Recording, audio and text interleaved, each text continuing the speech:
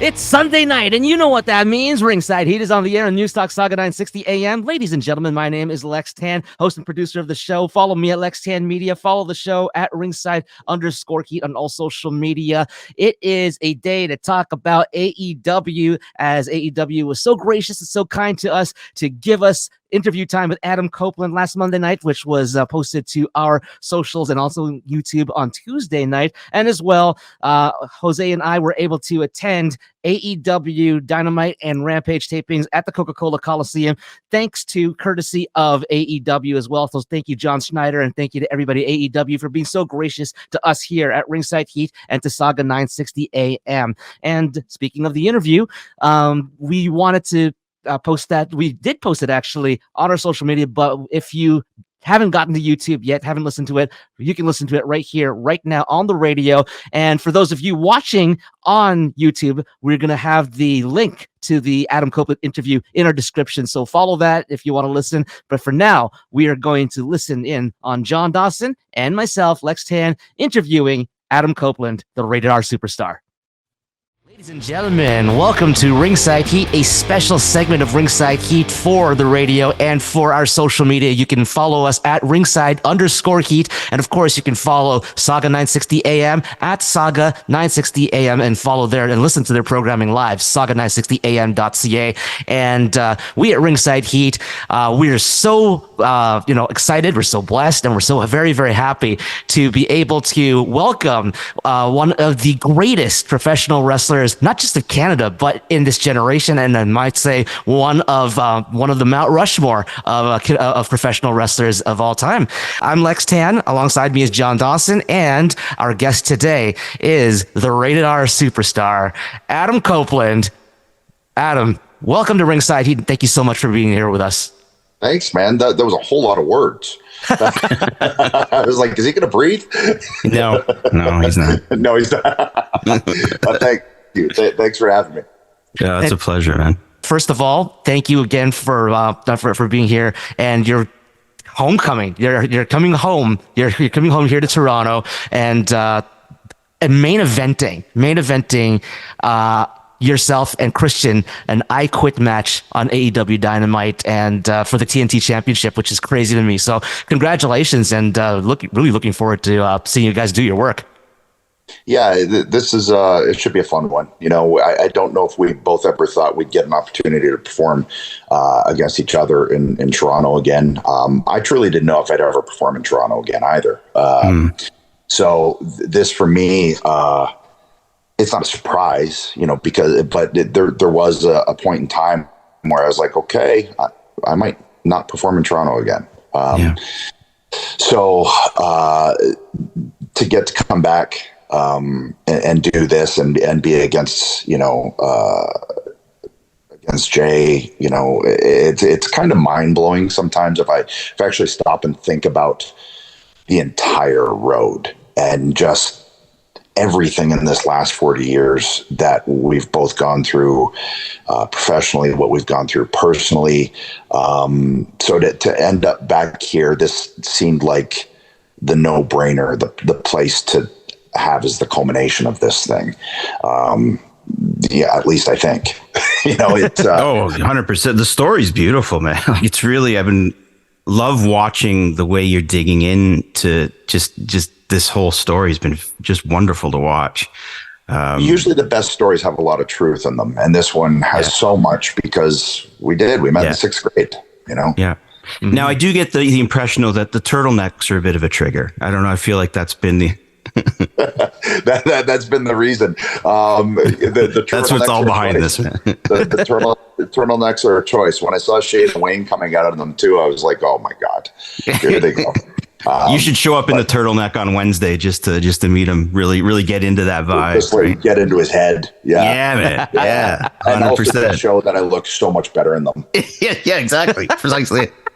That's where I was going with this, Adam. You're obviously being in Toronto, but you're Orangeville originally, right? Yeah.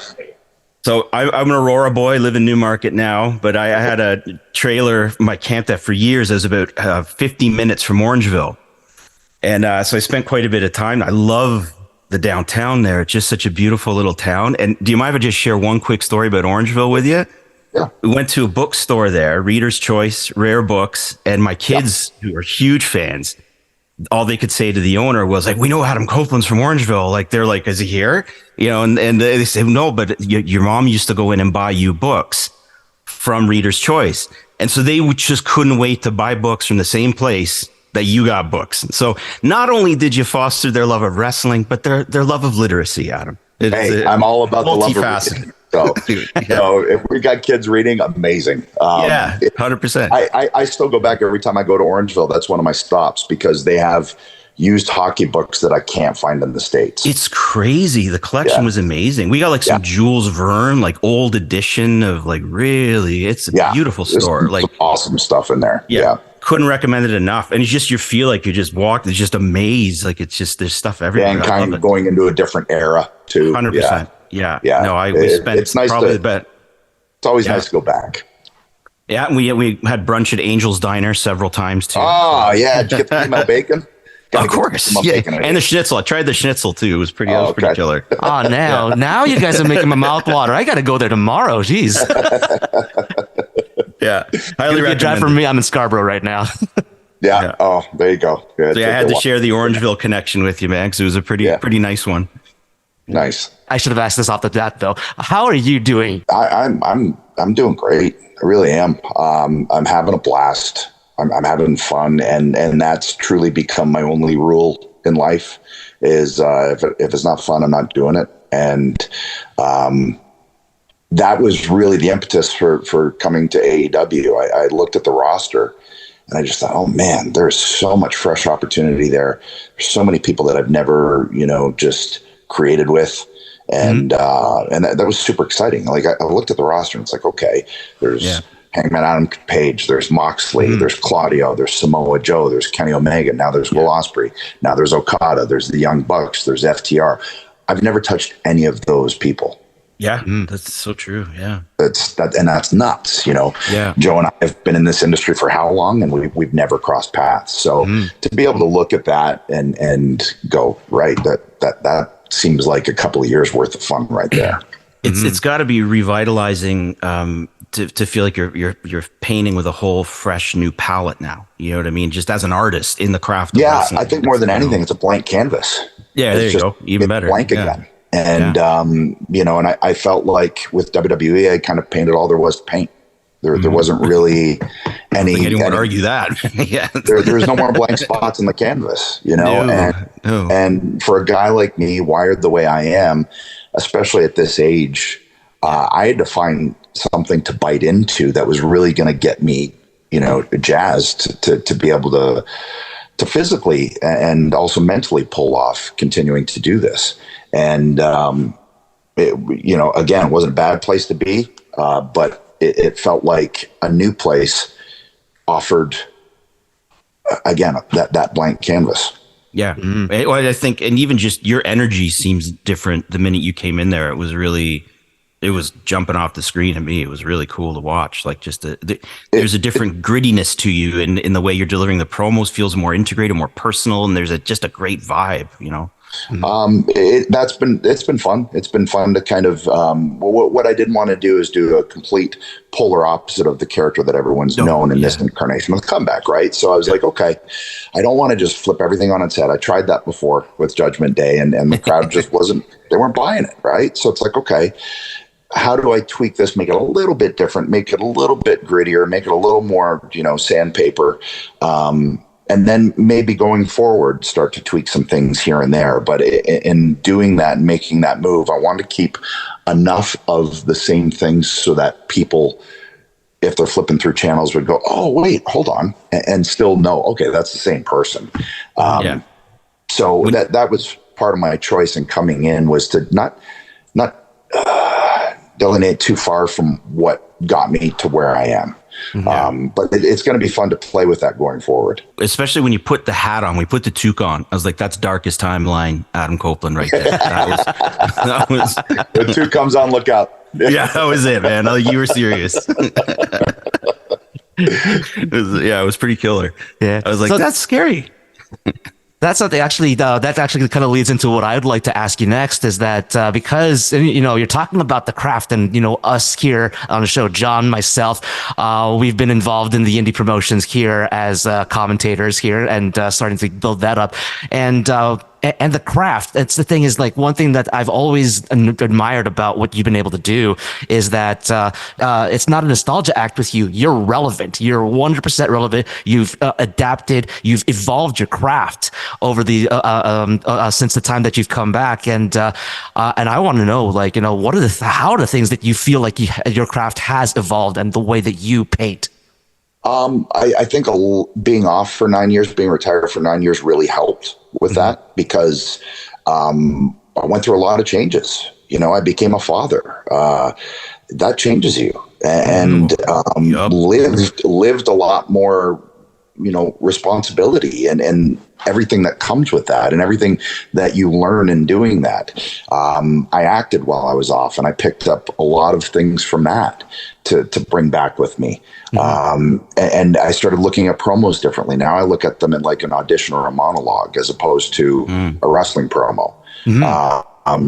So that's been really fun. And that might be my favorite part that I've done since I've come back is kind of how I've changed my promos.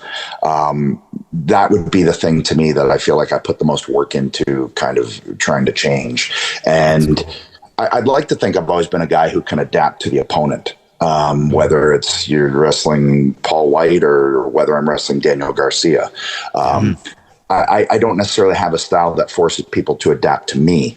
I like to be the chameleon. It's like, okay, you want to put me in there with Minoru Suzuki? Okay, yeah, right, cool. I'll work with this. Or you want to put me in with, I don't know, take a pick. And I want to say that I can figure out a way to get it done. But more than anything, it's the crafting of the stories and the promos that for me is really fun, is just to take a 6-month program right now with Christian. And in today's day and age of people's attention, like, oh, there's a squirrel, it's nice to be able to try and have something run this long. And also to incorporate a lot of different characters. That to me, that's a successful storyline when you can incorporate like a Kill Switch, a Nick Wayne, a Shayna Wayne, a Daniel Garcia, a Daddy Mac, a Sting, a Darby, all of these different characters coming into play to me is a lot of fun too, let alone with doing the Cope Open and starting to work some different people that I normally wouldn't have had a chance to get in there with.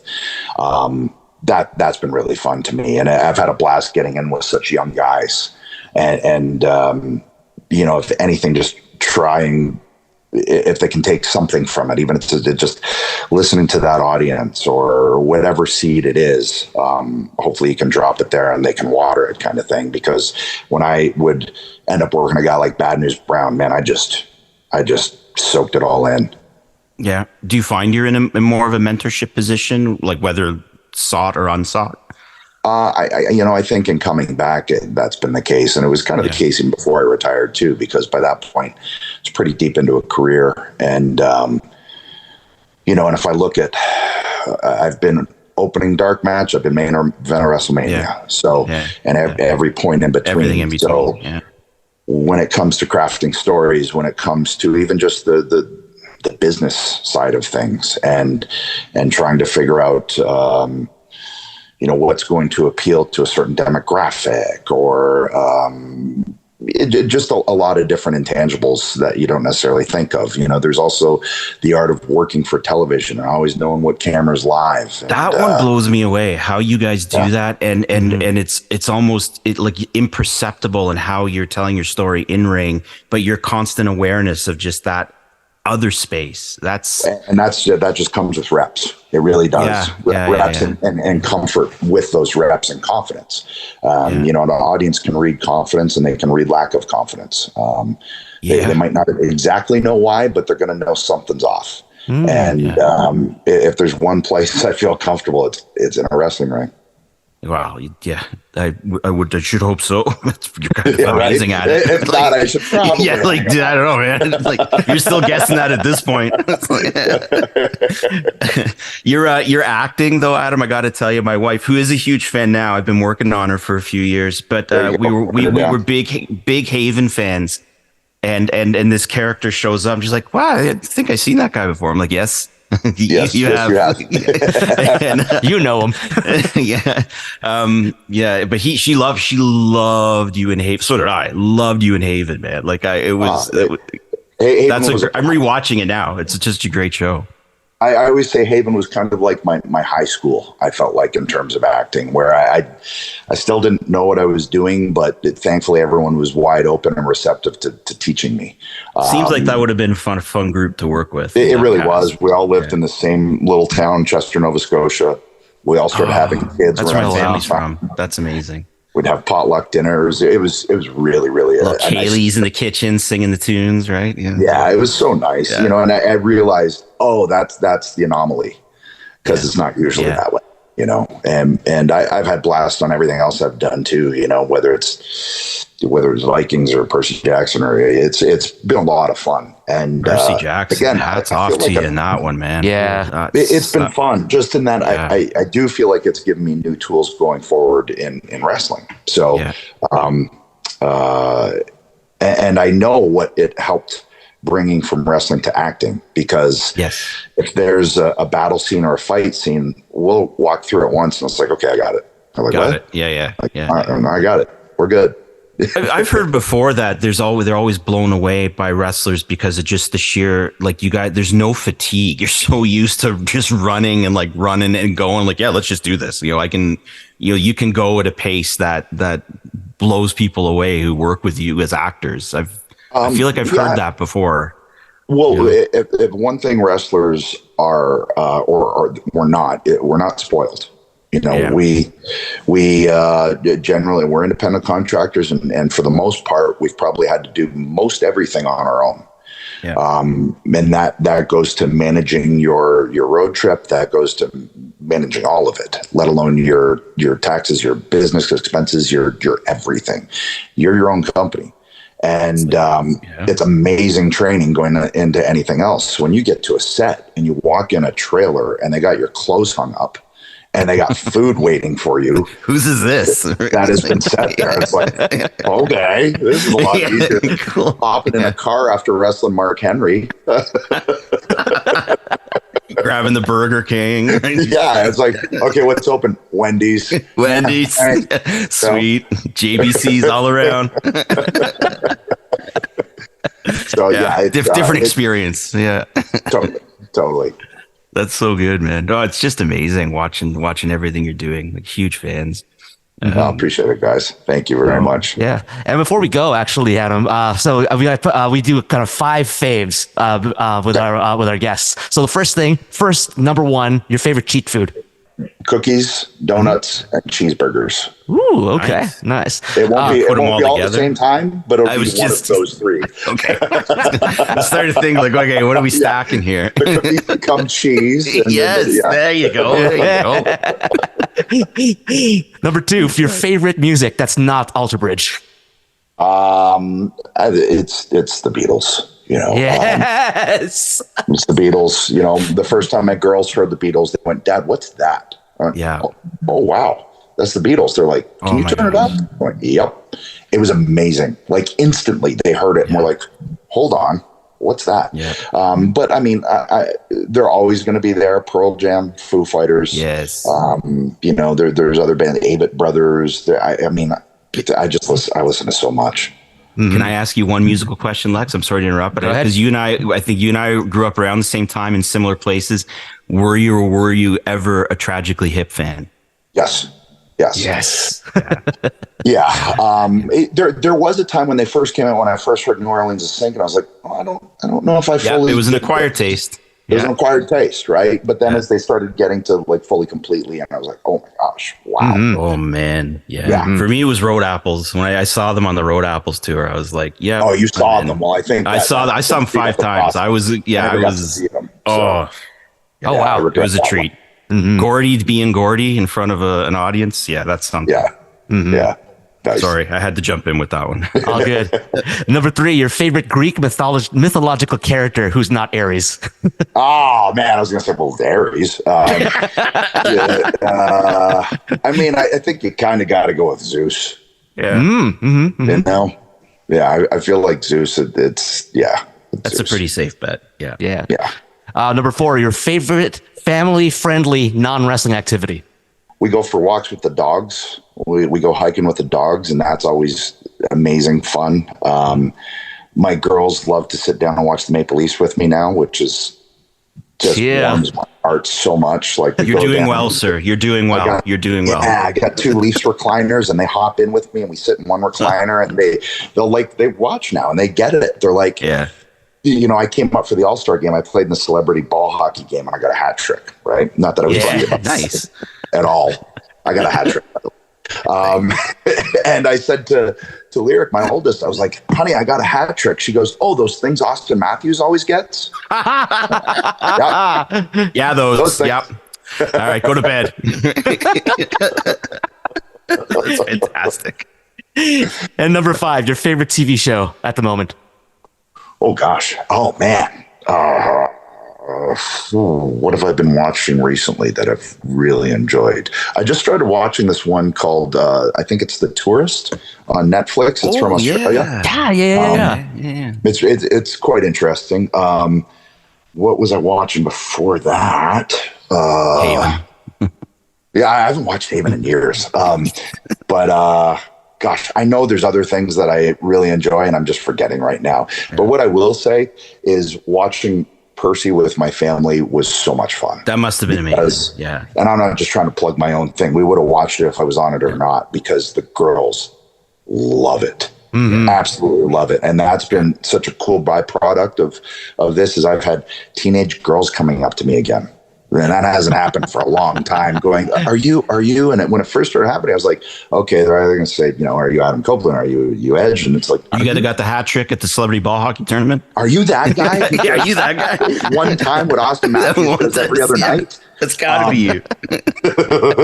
But they said Aries, and I started having grandparents coming up and like full families saying that this was destination viewing for them as a family. And that's super fun. It was for us, man. We watched it all. Yeah, and to hear that, man, awesome. It was beautiful. I think we're all Humber people here. I think, aren't we? Yeah, we are actually. Yeah, we are. Yeah, Yep. Music and broadcasting. Okay, I was television broadcasting, and my buddy Mike, who's now the intro guy for Hockey Night in Canada, he'll be there on Wednesday for Dynamite. Right, he's a Humber guy too. So Yes. Caps. But yeah, if you're watching Hockey Night in Canada on Sportsnet and you hear this, a presentation, that's Mike Pongratz. Oh, No nice. kidding, eh? Nice. By the way, I really loved your Hockey Night in Canada intro, Leafs versus Habs during the lockdowns. Oh, thanks. Oh, Yeah. so good. I loved it. And I love the Brody shirt too. Beautiful. Yeah, thank you. Yeah, that was a good night to hear Ron McLean say my mom's name on Hockey Night in Oh, Canada. that's cool. Yeah, That's cool. yeah. One last one for me, anyways. I gotta pull a random Toronto fact out of the hat here, Adam. How many times do you remember calling Starphone for wrestling results? Oh my gosh. Yes. Starphone. I remember once we won tickets to Copeland Coliseum, King of the Ring, and Wow. Jay had called. He answered the phone. He got off the phone and he just pounced on me from across the room. We That's got awesome. tickets, and so That's amazing. Starting with the Bull of a Watch Time. You guys went up with tickets. All I ever got was Bull of a Watch Time and WrestleMania results. Jeez. Thank you so much for your time, Adam. We really appreciate thanks, guys. it. Appreciate And we hope to talk to you again and sometime in the near future. All right. Thanks, guys. Appreciate it. Have a good one. Oh, yes. And by the way, you can watch Adam, you can watch Christian Cage in their I Quit match, AEW Dynamite, March the 20th at the Coca-Cola Coliseum or on TSN on TV as well, too. So make sure you get your tickets. Make sure you tune in because it's going to be a banger of a match. Yeah, should be a crazy one. Thank you so much, Adam. And that was our interview with Adam Copeland. You can follow Adam at Rated R Cope, COPE. Follow John Dawson at John Dawson Music. Follow me at Lex Tan Media. We're going to take a break right now. And when we come back, we will be bringing in Jose, Colin, and Chico. And we're going to be talking about the AEW TV tapings at the Coca-Cola Coliseum last Wednesday. This is Ringside Heat. We'll be back after these promotional considerations.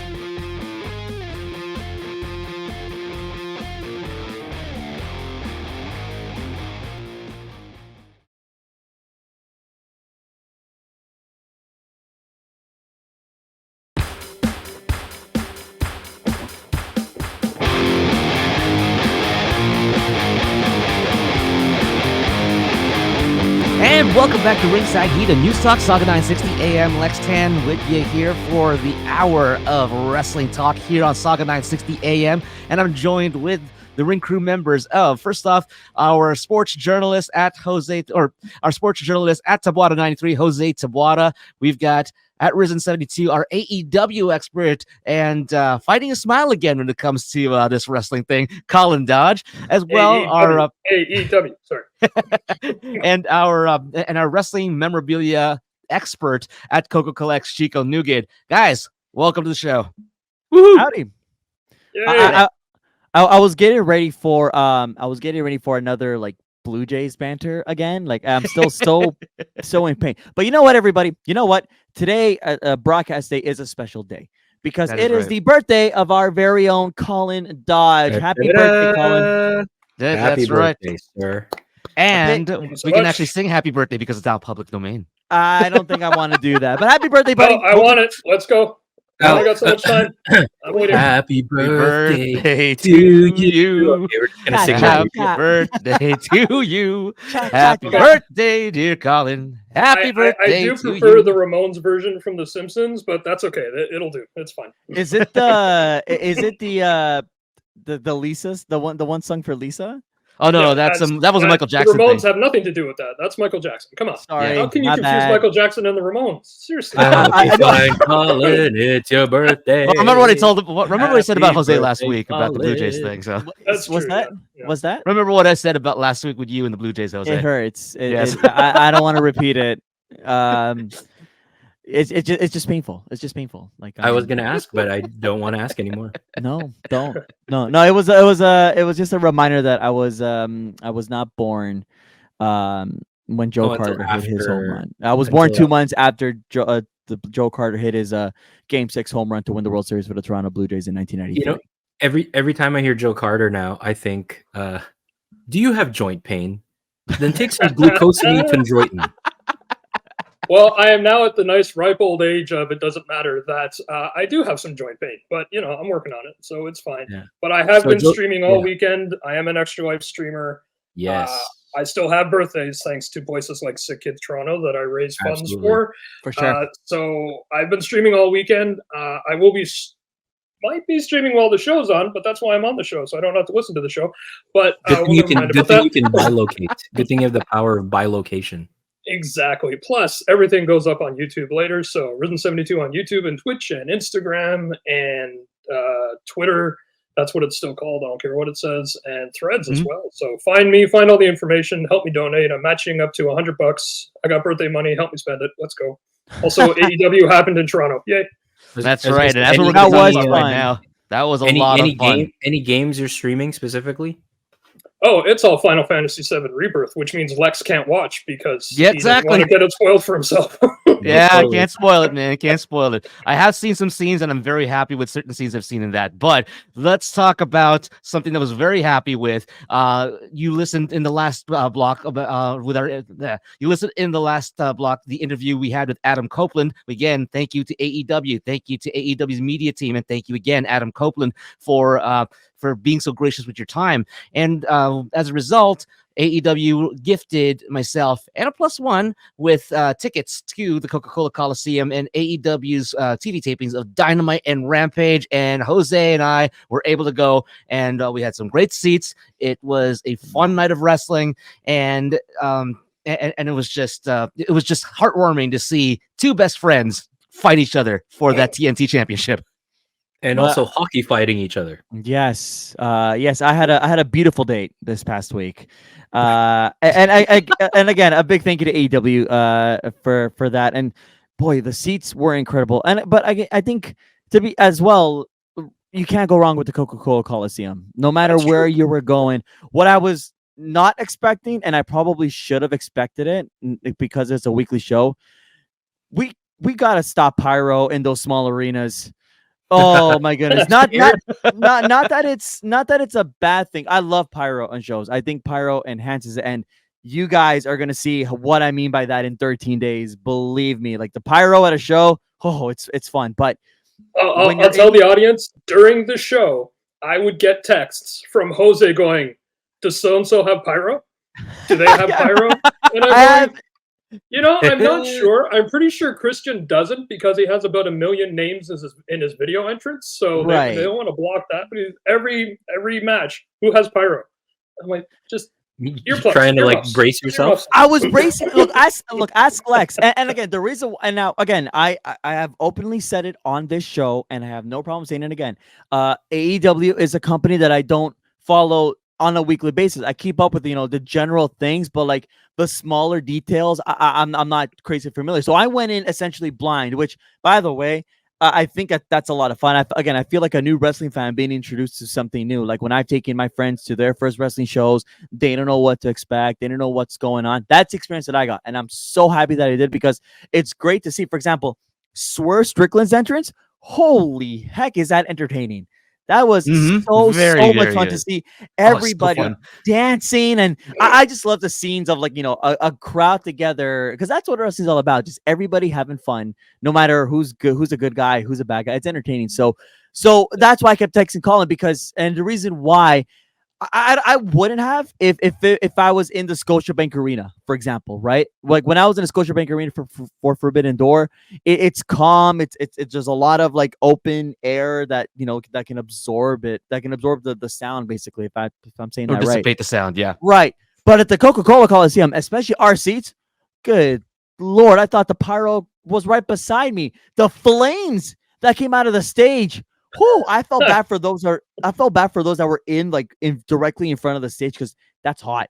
That is blistering hot. And again, it felt like a warm summer day. For those in front of the stage, it must have felt like the apocalypse because you should have seen it was last week or the week before, but when Lance Archer had a match, Jake the Snake was almost too late because he's pretty much Lance Archer's manager. He was almost too late and almost got hit by Lance Archer's flames. Oh boy! Like, Jake, buddy, you got to move.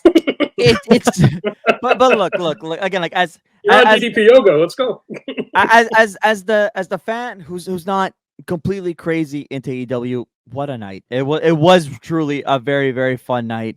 I don't. Obviously, we can talk about the details of the show and storyline approaches, whatever. But I went in blindly. I'm happy I got the experience. That was my first Dynamite. I don't know when the next one I'm going to go to.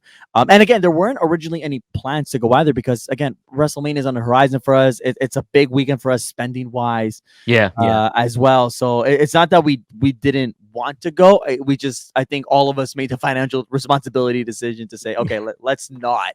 Just in case, because we know it's going to be such a big weekend coming up. But which might be me and Money in the Bank. Like I don't know if I can get there. I'm gonna go get there. I want that one. I'm gonna spend for as well. Yeah. But the point is, again, I'm happy I got the experience. I went in with an open mind because I know I've been critical about AEW as well on the show, and I was thoroughly entertained. And big props to the AEW production crew. Like they got it. They do have it. It's just. Some of the online fans are crazy and the tribalism is insane, but they do have a very fun product over there. I can say that. And attending shows are so much fun. The wrestling industry, but they are a prime example of insane tribalism. Yes. So overall, and again, I know I'm Ryan behind. I'll let you guys talk in a bit. And I'm not saying the WWE doesn't have their tribalism fans because again, I've seen the extremes on both sides. It's a very big problem there. But again, as an open-minded individual inside the Coca-Cola Coliseum, even still getting freaked out at the concession stands when pyro came out of nowhere for who I think was Jericho. fun night. That was my fault because I sent you on a t-shirt hunt too, and then so but overall, I had a blast, a really, really good time, and it was really great to sing Edge's theme song once again, which again I didn't think I would do again in person, but I'll put the video. We'll put the video up on the YouTube pages, but fun, very, very fun to sing along once again. Oh yeah, I just pictured Jose going like, can I take a look at that large T? Holy moly! Like no, we were getting shocked. No, we were getting popcorn. I was getting a bag of popcorn. Can I get the? I'm like, oh my, popcorn. Yep. And it wasn't even. And it wasn't even like he didn't even come out to Judas either, and that was the surprising thing. Oh, he's on his doing Lionheart now. So. Right. But yeah, I think for me, I mean, like it was a overall really, really good show, and I love the fact that Orange Cassidy was able to wrestle on Rampage, and of course, best pyro in the business, 3 Roman candles. Poof, poof, poof. Oh, there was only Orange 2. Cassidy. 2. That's right. I counted. It was only 2. No. That's that tight Canadian budget. Yeah. They were short on the budget. But yeah, I have to agree. Across the border. but I do have to agree though. My favorite moments of the night were the entire crowd of the Coca-Cola Coliseum singing Metalingus all together in key and like in tune and everything. We were like, I was surprised at how many tenors there were in the audience. It was a choir. That came across really nice on TV too. Yes, it did. Yeah, I was a little moved by that. Even I'm like, oh, there it is. It's funny because like I love the song, so I listen to it on like almost a daily basis, and I know that after like that first verse, right? Like it's like the all behind is not like that high up pitch. So I like in my mind I'm like, let me harmonize. I think people. So I tried to go like what the song version does, but then everybody and I'm like, oh. Entire section's just going. All right, trying to get it. Yeah. Yeah. Oh, by the way, but before anybody continues, Lex and I, we were beside the cameras. Beside the cameras. Yeah, that's right. All sections were filled. There were no sections blocked. Like blocked out. It was filled. Yeah. It was filled. The only sections that were blocked off were for the cameras, so nobody gets in their way. But just before anybody says, heard it here first, folks. But just before anybody says, "Oh, there's nobody beside the cameras," who are they talking to? They spoke to us. They spoke to Ringside Heat. Mm-hmm. There you go. We were heard. So come on. Yeah, and a sold out show, and I know there's a lot of criticism of AEW fans and or non-AEW fans, whatever like that are showing. Oh yeah, AEW is not getting sold out or whatever. They have such bad attendance records. I don't know about the rest of the rest of the wrestling fan base and the other cities that they've gone to, but I can tell you, Toronto will sell out AEW. They'll sell out WWE. They'll sell out Impact or TNA Wrestling. We're just a great wrestling town, and so best wrestling town in the world. Exactly. Best one.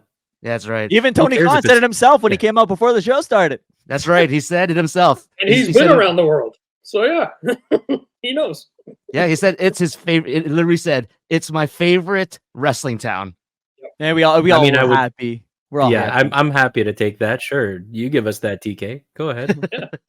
Yeah, I'm really happy for you guys that you got to go because it really seemed like a good show, a fluid show. Came off on TV really well, like Colin said. Man, Metalingus live must have been. I mean, if it came off that well on the TV side, like all the more. You'll see the videos we post later on our. I saw the one you posted, Jose, and I sent it in our group, and I'm gonna post it about again. It's just us singing like just that first chorus with the pyro and everything. Which again, the pyro obviously will not come off as insane as it did. In person. But I did it like I stopped recording after the first chorus because I'm like, okay, let's see what else from there. And then everybody started singing. I'm like, crap. But great move though. Okay. Great move by the production team to interrupt the acapella and put in Christian's theme. Oh yeah. I know it's that too. That's a heel move. I mean, not that everybody would have sung the verse. I've never like nobody was gonna do that. But yeah, I was gonna do it. I was tempted, but yeah, once Christian's theme set, which by the way is also a great theme, the booze came flying in. It was hilarious. Yeah. But that's like if I had to specifically like hone down on my favorite part, obviously it was the I Quit match. Just that was so I think it can be hit or miss when stuff happens in the crowd. And this goes for everybody. I think they can be hit or miss, but they exercise that beautifully. Like from I don't know if I say east to west. Yeah, it was east to west. West to east or whatever. But they nailed it well done. The jerseys, we like Lex and I were in our seats like howling fight. Oh, of man. laughter. We were just like we couldn't we had to remember to breathe because we were laughing so hard. And then it went to the other side, and again it was just so epic. And you know that that was Copeland's idea of I'm like, hey, no, we're gonna do this. Interesting to me too that the jersey that Copeland put on Christian Cage was a jersey representing the city they were just at last week. I just interesting coincidence to me. Yeah, they were just in Boston Bruins. Big business. Yeah. So, yeah. Well, I mean, I kid you not. I put on this sweater just for the heck of it. I forgot about the whole Maple Leafs thing. I put this on today. I have a Leafs jersey on for those that are not watching on YouTube. Subscribe on YouTube. But I'm putting on a Leaf. I put on a Leafs hoodie. I'm like, oh yeah, that was a big talking point of the I Quit match to the Leafs. So damn straight represent. Screw the Bruins. Here. Yeah. Goodbye, Boston fans. See, We're so screwed in the playoffs. And so that's exactly if there's one thing that Leafs and Habs fans can unite on, it's our hate of Boston Bruins. Yeah.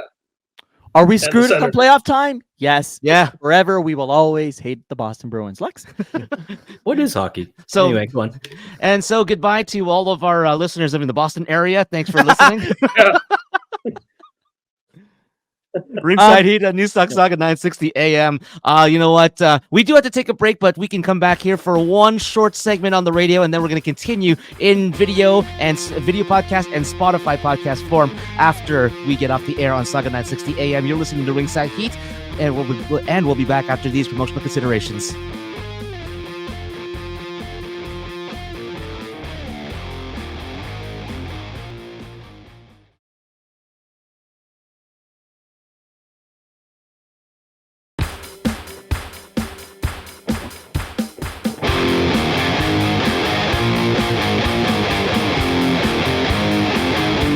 And welcome back to Ringside Heat at Newstalk Sauga 960 AM. Lex Tan at Lex Tan Media. Ringside Heat at Ringside_Heat. We've got Jose at Taboada 93, Colin at Risen 72, and Chico at Coca-Cola Coliseum. And we're going to continue the conversation here in the final few moments of Ringside Heat here on Sauga 960 AM. And we're going to give it over to Colin first.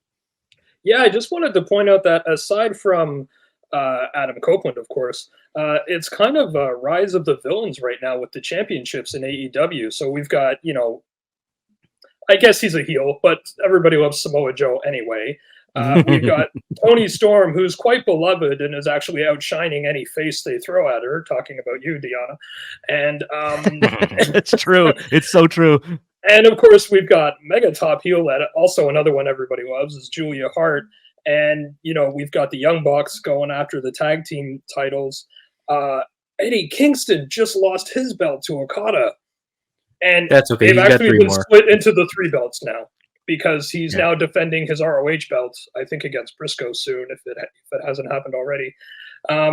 So, yeah, like I say, it's the rise of the villains, which makes it very interesting. It's they have to put in the work for sure, even though it's easier to be a villain sometimes. But I mean, Face's got to step up. It can't just be Copeland all on his own. So, yeah, you know what? I'm going to add on to that and say that I did notice too in Mercedes Monet's backstage interactions with Chris Statlander and Willow Nightingale.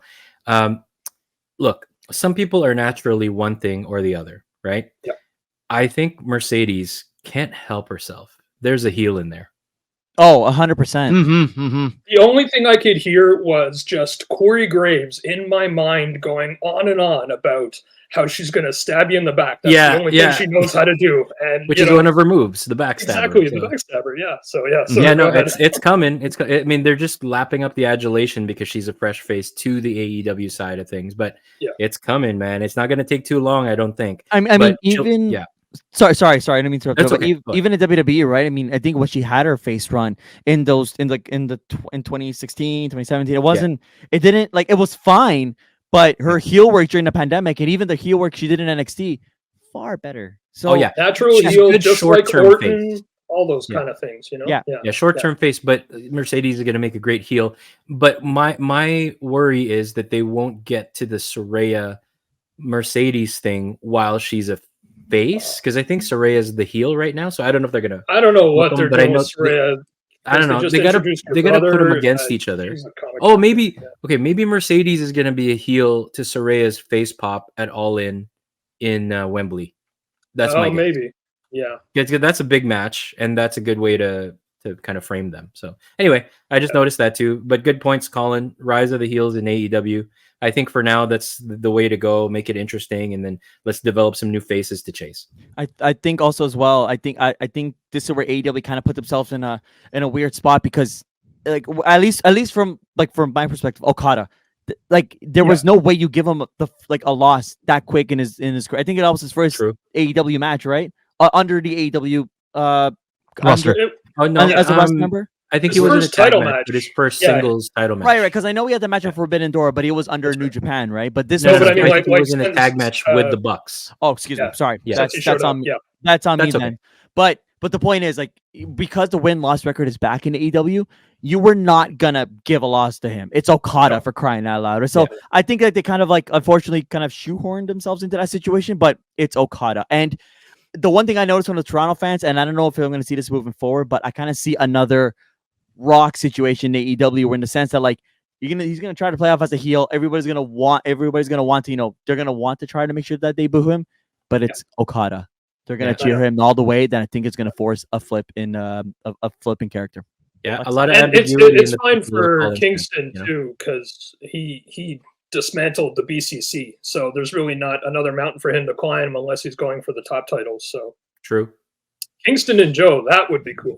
But, I would still watch that. I'd still watch that feud for sure. I'm all in. Yeah. Well then, I'm all in. Yeah.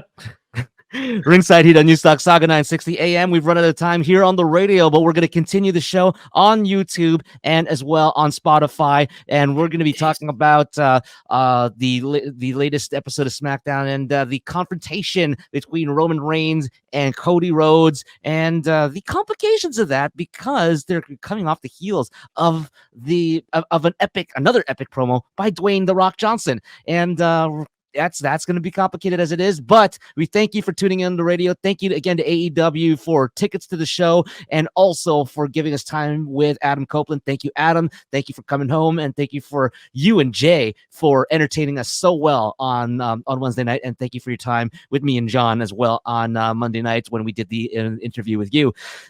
Thank you to Jose, thank you to Colin, thank you to Chico, and thank you to all of our listeners here. My name is Lex Tan, and this is Ringside Heat. We remember the things that you probably forgot. Yeah! And now, just like AEW, we get to have an overrun.